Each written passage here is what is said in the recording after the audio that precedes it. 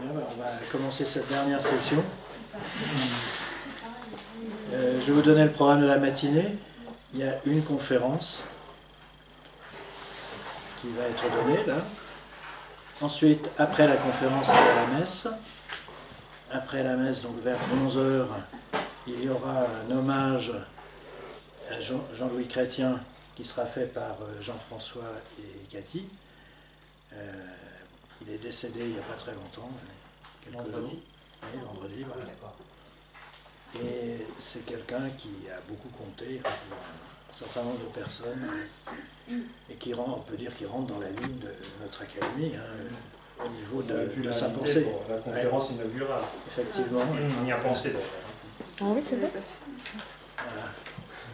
Alors, simplement, le repas, il y a un autre groupe avec 25 personnes, donc au niveau de l'articulation des deux groupes avec la vaisselle, donc ça, il faudra s'arrêter à 13 h et non pas à 12 h 45. Après la Bien.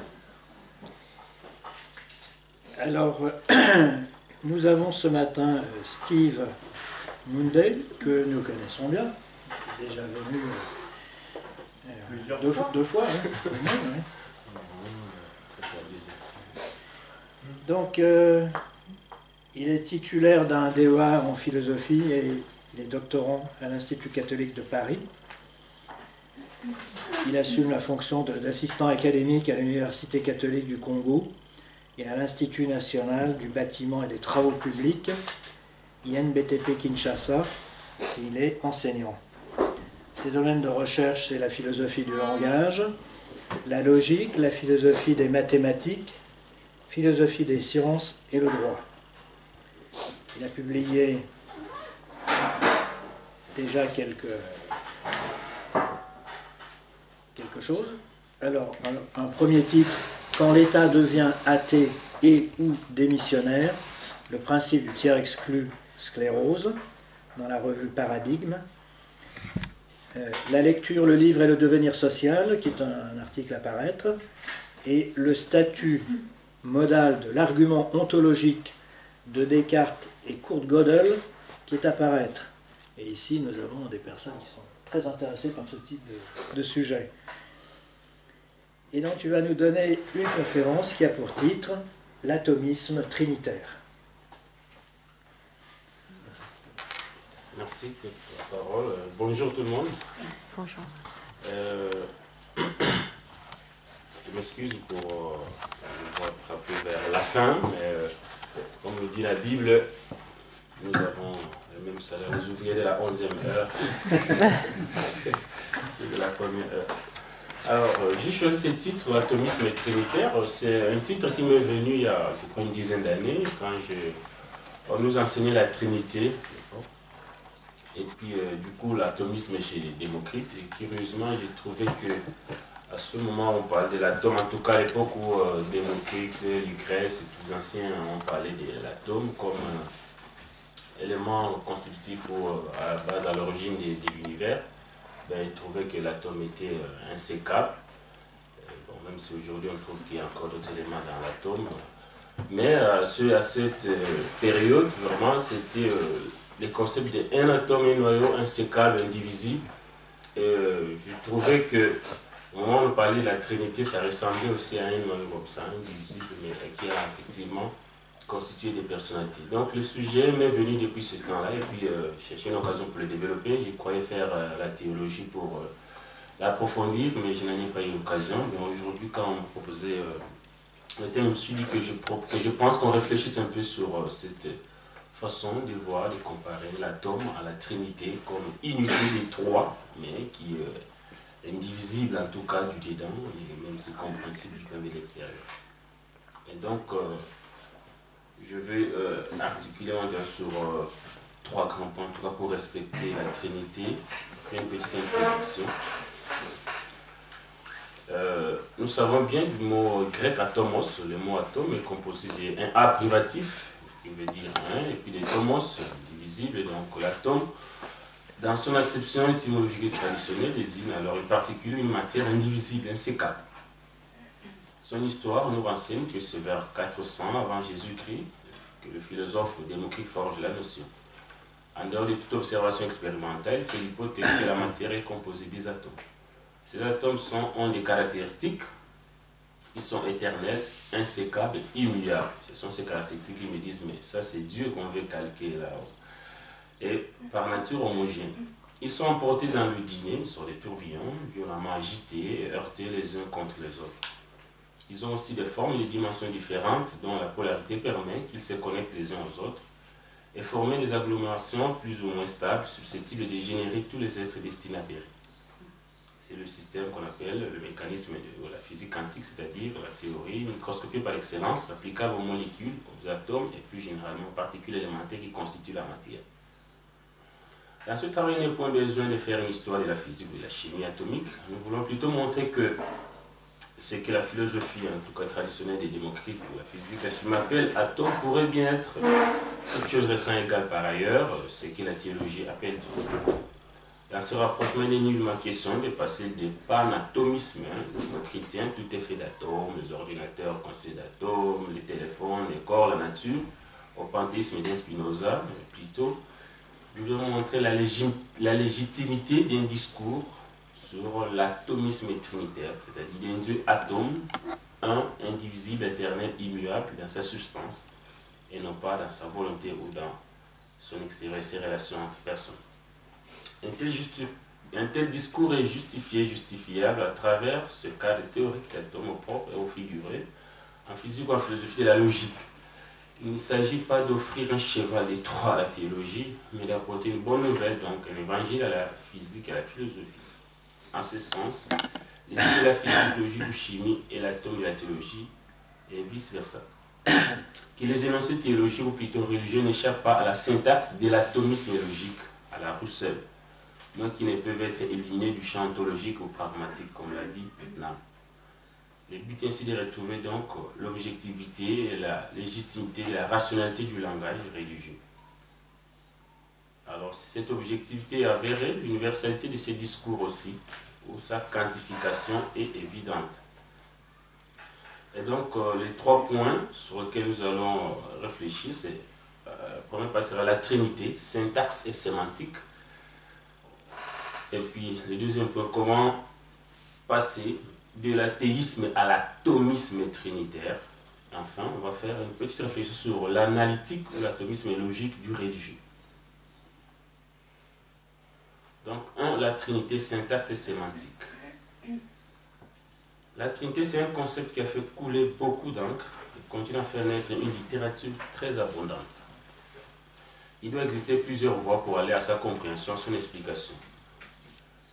Mais pour éviter, comme le dit Heidegger, tout chemin qui mène nulle part, on peut retenir qu'il y a deux grandes voies. C'est ça que Vincent Holzer a repris, Emmanuel Fath. La voie courte, appelée la voie des similitudes. Les comparaisons, on fait usage des notions familières pour expliquer la Trinité en comparant avec des réalités empiriques, si on peut ainsi dire. Mais aussi la voie longue, qu'il appelle aussi la voie dialectique, qui fait intervenir un raisonnement discursif, en tout cas, pour comprendre, une intelligence pour comprendre ce que c'est la Trinité. Évidemment, nous ne sommes pas fidèles totalement à ces deux sortes de voies théologiques. On ajoute donc la voie philosophique, c'est la voie que Russell propose, la description définie. Donc, si on peut prendre, analyser l'énoncé Dieu est un à trois personnes en termes de description définie, comme le dit Russell, on dénoting. C'est un peu cela que nous allons essayer d'utiliser comme voie. Alors, des formulations ou des syntaxes de la Trinité. Évidemment, on est d'accord que dans la Bible, il n'y a pas l'énonciation. On dit l'énoncé, on peut y trouver. On voit par exemple dans Matthieu 28, 19, Jésus qui envoie ses disciples. Allez baptiser au nom du Père et du Fils et du Saint-Esprit. Donc 3 personnes. Ephésiens 4, 4 à 6. Il n'y a pas encore la Trinité comme répétition des uniques. On peut voir Dieu, Père, Fils, Esprit Saint. Pourtant, il fallait attendre les pères des docteurs de l'Église, et puis Théophile, pour voir les formulations, donc des énonciations maintenant du mot Trinité, donc entrer dans la littérature et le langage chrétien.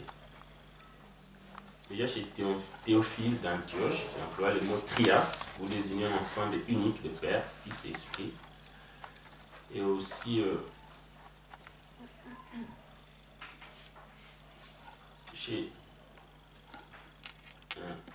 le mot trias pour désigner donc un ensemble unique de Père, Fils et Esprit Saint.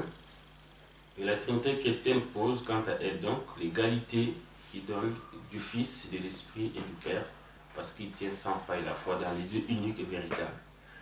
Alors cette égalité découle dans cette foi monothéiste.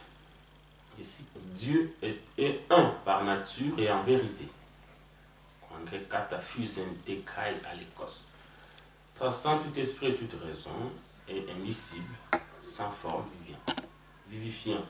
Principe de toutes choses, il ignore la génération et la corruption, il a créé l'univers, voilà qui atteste sans ambiguïté et par les Écritures qu'il a inspirées par les voix des poètes et écrivains grecs. Mais les fils qu'il a engendrés selon la nature, son logos créateur, eux aussi l'ont connu. Et il s'ensuit qu'une certaine manière, l'esprit est totalement inconcevable à l'homme qu'il est lui-même sa propre substance, quand lui sont l'existence réelle et l'entière essence des êtres. Tertullien, qui serait le forgeron du concept Trinitas, affirme dans son Alversus Praseia qu'il n'y a d'autre moyen de croire qu'il n'y a pas d'autre moyen de croire que Dieu est unique, pense Praseas, que de dire qu'un seul est le même et le Père, Fils et Esprit.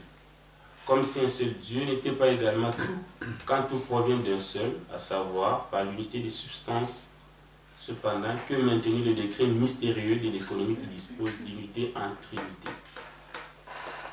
En lignant les trois, le Père, le Fils et l'Esprit Saint, mais trois et non pas les statuts, mais par degré, non par la substance, mais par la forme, non par la puissance, mais par la figure, mais d'une seule substance, d'un seul statut et d'une seule puissance, parce qu'il a un seul Dieu, et ses décrets, ses formes et ses caractéristiques sont assignés au nom de Père, de Fils et d'Esprit Saint.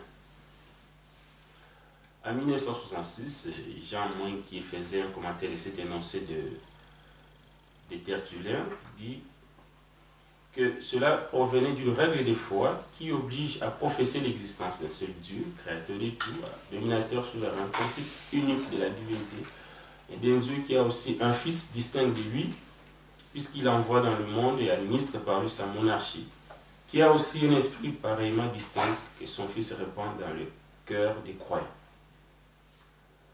Basile de Césarée de Cappadoce, 1329-379, énonce aussi sous un aphorisme très chargé à travers ce qui est devenu pratiquement la devise de ce qu'on appelle la formule cappadocienne, Mia usia triis hypostases.